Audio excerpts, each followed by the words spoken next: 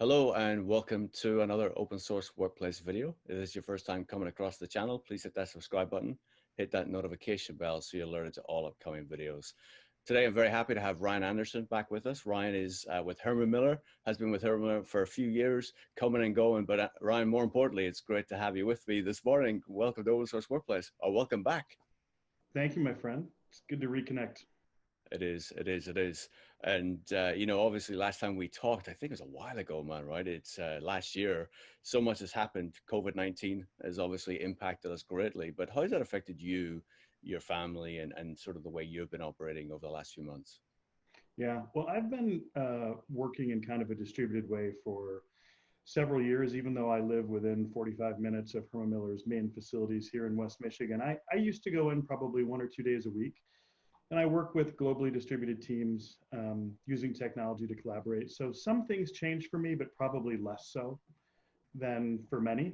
But even then, I've certainly felt the pain of not being able to have those informal moments to connect and being in the facility and hanging out with everyone. And of course, kids trying to learn from home and having a crowded house full of barking dogs and other things going on is not new, but it was definitely amplified. But overall, I would probably say my work process changed maybe less than most, but I still have felt the pain. So who does the homeschooling in your home? It's a team effort, but my wife Jill definitely takes the brunt of it, and she's quite good at it. So I'm thankful Good. for her. Good. Glad to hear. Glad to hear. Now, obviously, you and I have been speaking for the last few weeks around collaboration, right? And it's a big thing that has been front of mind for us. And I know a lot of people, the workplace was evolving, right? Design of workplaces and how people were thinking about the workplace was all being designed to stimulate collaboration, right? What are those impromptu connections, bumping into people, stimulating conversation that just wouldn't naturally happen. Obviously COVID hits, people then retract to home, and obviously they interact a lot with their direct team. But then, how have you been thinking about that collaboration? What sort of things have been front of mind for you? Because I know personally for me, that's something that is like really front of mind. So we really love to hear your thoughts on that.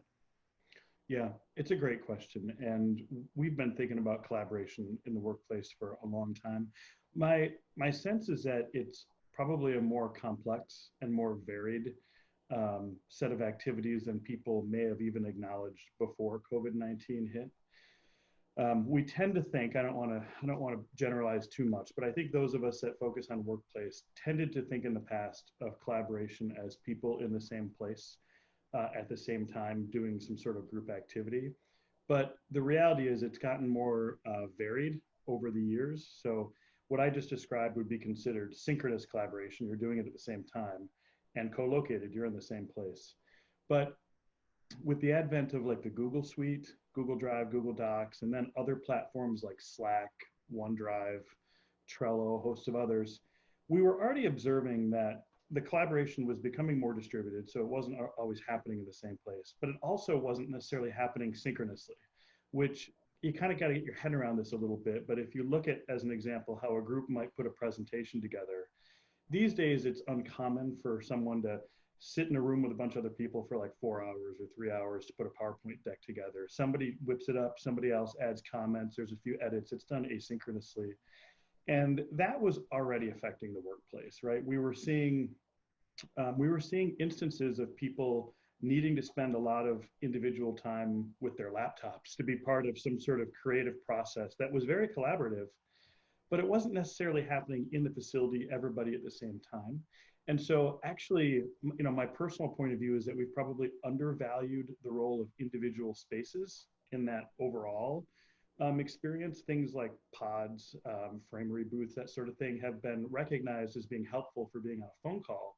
But actually, it helps with that individual time with your laptop too when you're trying to be part of a larger collaborative process.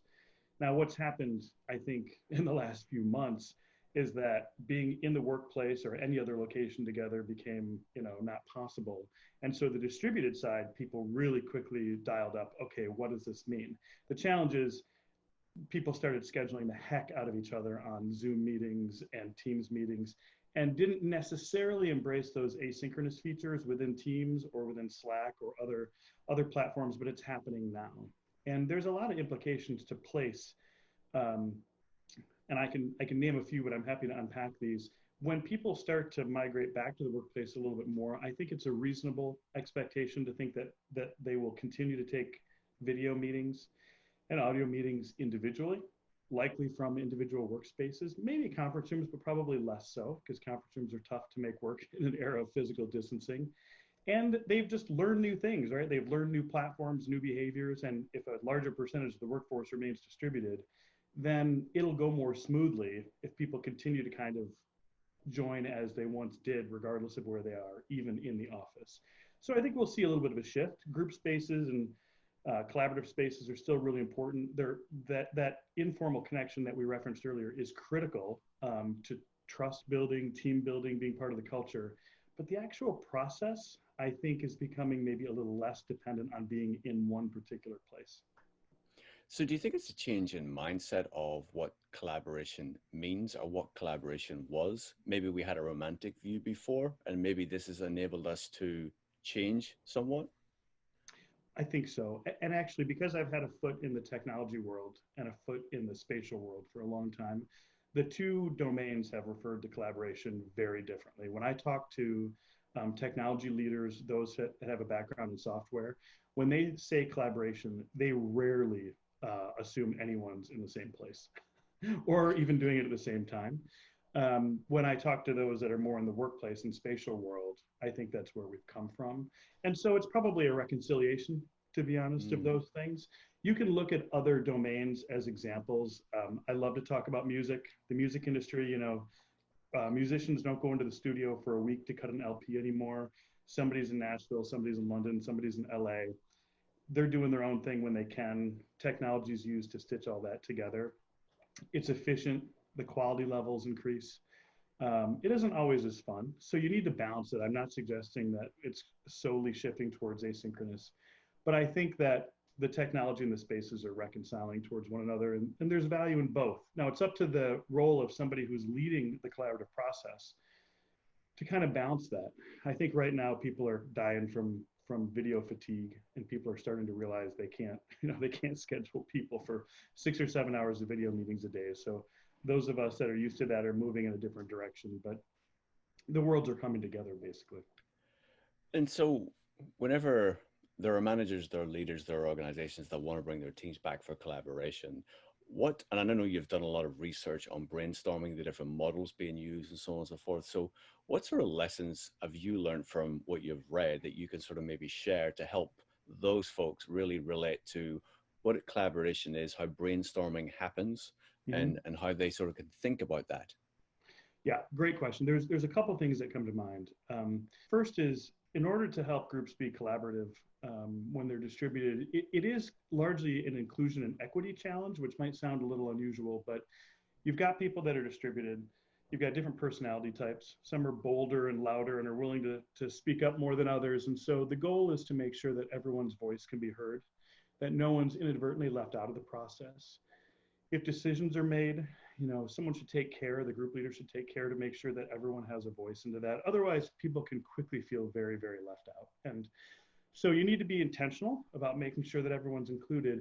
And then I think you definitely need to be more intentional and maybe think differently about the process. And the number one question I've been getting in the last few weeks is how can we brainstorm and be creative while working remotely, which is very different than the questions I got just like 2 months ago, which was, how do we start this? What are we doing? So I think people have gotten used to the day-to-day working, but the creative ideation is a little bit of a challenge. The good news is I actually think it's in some ways more effective, or at least as effective, to do it with a distributed team as with a group in a space, because you can break the process down and kind of allow people to be creative a little bit on their own time. So as an example, if I go back to a 2010 study from Wharton School of Business, they wrote a paper called How Group Dynamics May Be Killing Innovation, where they did this study where they got a group of students together and they said, we want you to think of some new ideas. Go. And they had a hypothesis that people would feed off each other and that the quality of the ideas and the quantity of ideas would be better. But then they also did a separate experiment, same activity, but they asked everyone to think of ideas on their own and then spend less time as a group talking about those and evaluating those. And they concluded that that second method was far more effective, just because, well, a couple things. One is you don't have somebody who's dominating the conversation, which tends to happen when everyone's doing it at the same time. But the second is you don't know what kind of a mental state people are in when they begin an exercise like that. So you got to kind of let them get up to speed. And so if you think about how we might foster brainstorming and creative ideation remotely, if a group leader can take the time to break up the overall process, maybe start by saying, hey, everyone, here's a question I'd like you to think about. Please noodle on this for the next 2 days, and then we're going to have this time to come and talk about it. You can use that time on video or audio calls to unpack those, maybe put them into some sort of software platform. I love Trello because it's like post-it notes. Some people use Mural. You can even use Word, to be honest, anything really. Like capture the ideas and then maybe ask people to spend a little bit more individual time reflecting on them, building on them, seeing the patterns in them. So you can break that up, just like with the analogy we use with the music industry, and get to a place that's very, very good and can be intentional about making sure everyone's voices are heard and that they're contributing in a way that I honestly think is just better than the old method of trying to get everybody into a big conference room for a couple hours and hope that magic happens. So it's possible. And in fact, I think it's very powerful, but it does require some intentionality on the person who's leading the process.